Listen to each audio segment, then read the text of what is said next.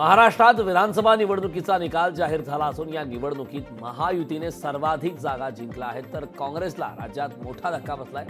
राज्यातील काँग्रेसच्या मोठ्या नेत्यांना पराभव सहन करावा लागला. लाडकी बहीण योजना गेम चेंजर ठरली. आता पुढची 5 वर्ष आम्ही एकोप्याने काम करू. महाराष्ट्रात इतकं मोठं यश कधीच पाहिलं नाही, अजित पवार यांनी निकालावर प्रतिक्रिया दिली.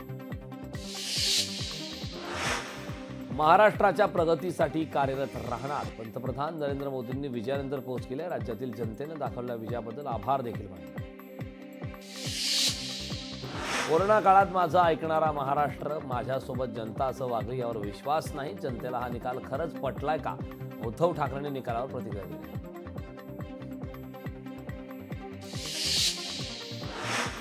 दिग्रस मतदारसंघात महायुतीचे संजय राठोड 5व्यांदा विजयी झाले. त्यांनी महाविकास आघाडीचे उमेदवार माणिकराव ठाकरे यांचा पराभव केला.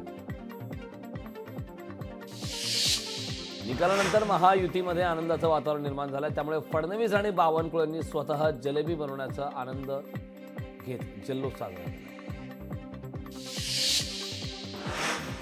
पंतप्रधान नरेंद्र मोदी यांनी मुख्यमंत्री एकनाथ शिंदे यांना फोन करून शुभेच्छा दिल्या. निवडणुकीत मिळालेल्या विजयाबद्दल यावेळी अभिनंदन केलं.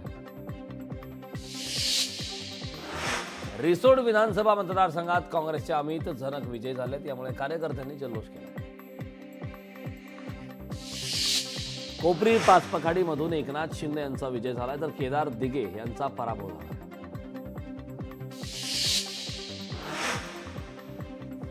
नागपूर दक्षिण पश्चिम मधून पुन्हा एकदा देवेंद्र फडणवीसांचा विजय झालाय, तर काँग्रेसचे प्रफुल्ल गुर्दे यांचा पराभव झाला.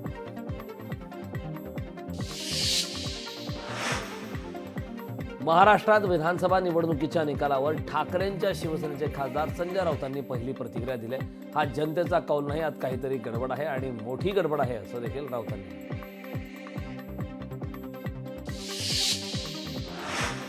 वरळी मतदारसंघातून ठाकरेंच्या सेनेचे आदित्य ठाकरे विजयी झाले, तर शिवसेनेच्या मिलिंद देवरा आणि मनसेचे संदीप देशपांडे यांचा पराभव झाला. मनसे अध्यक्ष राज ठाकरे यांना मोठा धक्का बसला. राज ठाकरे यांचे चिरंजीव अमित ठाकरे हे माहीमध्ये निवडणूक लढत होते, त्यांचा पराभव झालाय. माहीमध्ये ठाकरे पक्षाचे महेश सावंत हे विजयी झाले.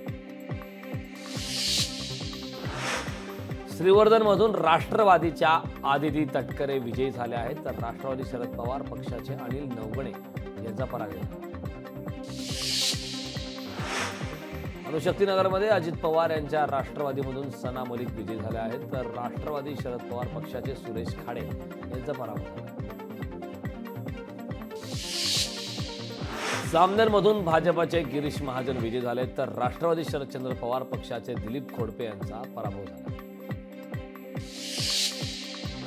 कणकवलीतून भाजपचे नितेश राणे विजयी झाले, तर ठाकरेंच्या शिवसेनेचे संदेश पारकर पराभूत झाले.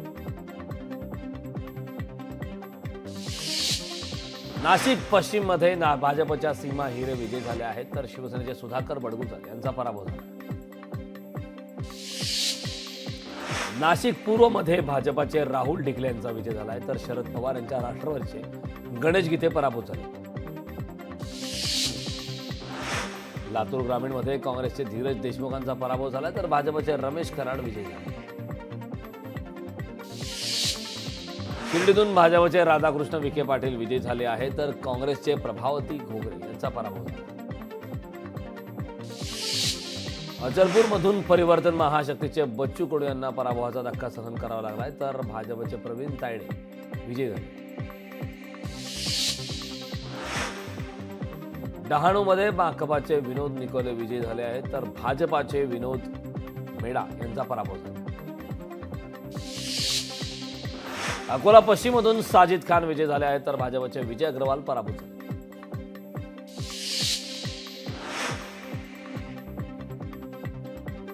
भायखळ्यातून शिवसेनेच्या यामिनी जाधव पराभूत झाले आहेत, तर ठाकरेंच्या शिवसेनेचे मनोज जामसुदकर विजयी झाले. शिवडीमधून अजय चौधरी विजयी झाले आहेत, तर मनसेचे बाळा नांदगावकर पराभूत झाले. रावेरमधून भाजपचे अमोल जावळे विजयी झाले आहेत, तर काँग्रेसचे धनंजय चौधरी यांचा पराभव झाला. अकोला पूर्वमधून भाजपचे रणधीर सावरकर विजयी झाले आहेत, तर शिवसेना उद्धव बाळासाहेब ठाकरे पक्षाचे गोपाल तातकर यांचा पराभव झाला. मलबार हिलमधून भाजपचे मंगलप्रभात लोढा विजयी झाले, तर ठाकरेंच्या शिवसेनेचे भिरुलाल जैन यांचा पराभव झाला.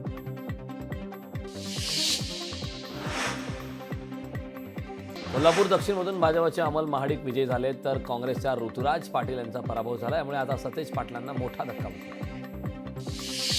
भिवंडी ग्रामीणमधून शिवसेनेचे शांताराम मोरे विजयी झाले आहेत, तर शिवसेनेचे महादेव घटाळ पराभव झाले. अंधेरी पश्चिममध्ये भाजपचे अमित साटम विजयी झाले आहेत, तर काँग्रेसचे अशोक जाधव यांचा पराभव झाला. अंधेरी पूर्वमधून शिवसेनेचे मुरजी पटेल विजयी झाले, तर शिवसेना ठाकरे पक्षाच्या ऋतुजा लटके यांचा पराभव झाला. मालेगाव बाह्यमधून शिवसेनेचे दादा भुसे विजयी झाले, तर ठाकरेंच्या शिवसेनेचे अद्वै हिरे पराभव झाले. सावंतवाडीतून शिवसेनेचे दीपक केसरकर विजयी झाले, तर ठाकरेंच्या शिवसेनेतून राजन तेली पराभूत झाले. डोंबिवलीतून भाजपचे रवींद्र चव्हाण विजयी झाले, तर ठाकरेंच्या शिवसेनेचे दीपेश म्हात्रे पराभूत झाले. कसबा पेठमधून भाजपचे हेमंत रासने विजयी झाले, तर काँग्रेसचे रवींद्र धंगेकर पराभूत झाले.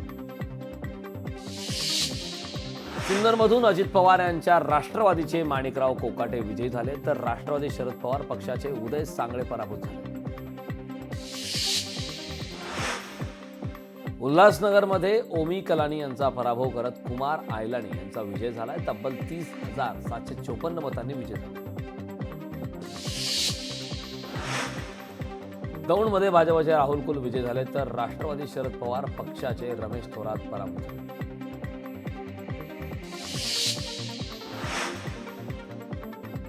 मुंब्रामधून राष्ट्रवादी शरदचंद्र पवार पक्षाचे जितेंद्र आव्हाड विजयी झाले, तर दुसरीकडे नजीम मुल्ला यांचा पराभव झाला. विलेपार्लेमधून भाजपचे पराग अळवणी विजयी झाले, तर शिवसेना उद्धव बाळासाहेब ठाकरे पक्षाचे संदीप नाईक यांचा पराभव झाला. भिवंडी ग्रामीणमध्ये शिवसेनेचे शांताराम मोरे विजयी झाले आहेत, तर शिवसेना ठाकरे पक्षाचे महादेव घाटाळ यांचा पराभव झाला.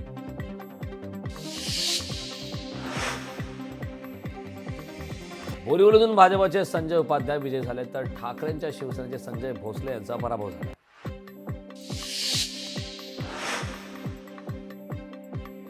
अमळनेरमधून राष्ट्रवादीचे अनिल पाटील विजयी झाले, तर काँग्रेसचे अनिल शिंदे यांचा पराभव झाला.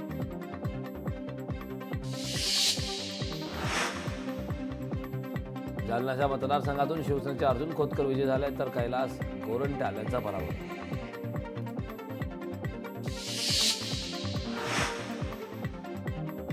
मिरजमधून भाजपचे सूरज खोडे विजयी झाले आहेत, तर तानाजी सातपुते यांचा पराभव झाला.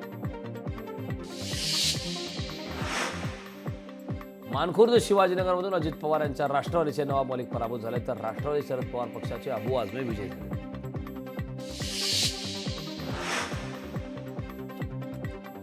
आरेमोरी काँग्रेसचे रामदास मसराम विजयी झाले, तर भाजपचे कृष्णा गजबे यांचा मात्र पराभव झाला.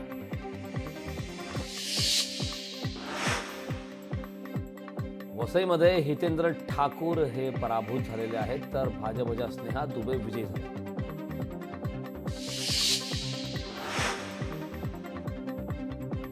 तर ठाण्यामध्ये संजय केळकर यांचा विजय झाला, तर ठाकरेंच्या शिवसेनेचे राजन विचारे यांचा पराभव झाला. साक्रीमध्ये शिवसेनेच्या मंजुळा गावित विजय झाला, तर काँग्रेसचे प्रवीण चौरे हे पराभूत झाले. लोकशाही मराठी ऐका, पहा, जागरूक रहा.